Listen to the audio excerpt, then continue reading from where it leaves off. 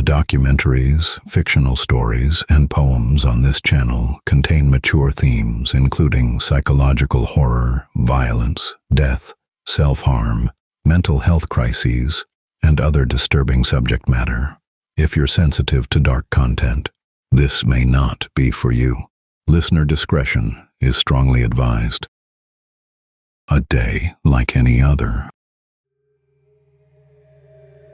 40 years, Irene and Joe had shared a life of joy, and not a single night was spent apart.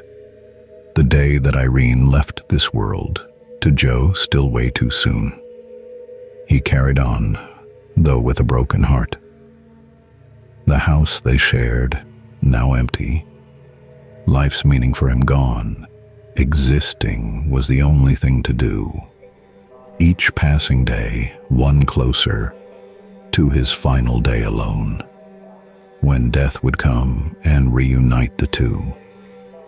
Then Joe began to feel a small connection to the past. He'd smell the fragrance Irene used to wear. He was sure he caught a glimpse of her near the garden gate.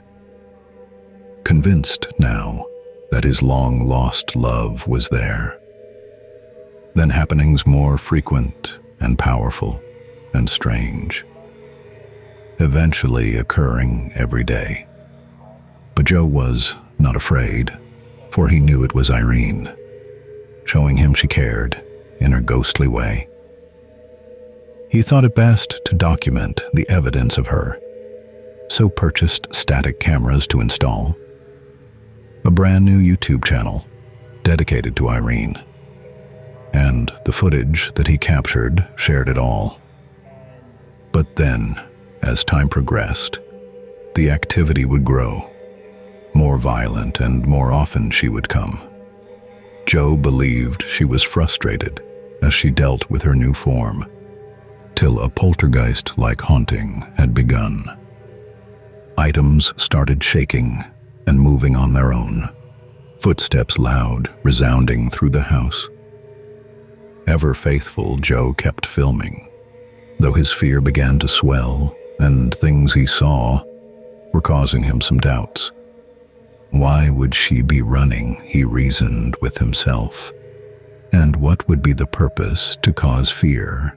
Soon, Joe was hardly sleeping, this activity so strong, but still clinging to the faith his love was here.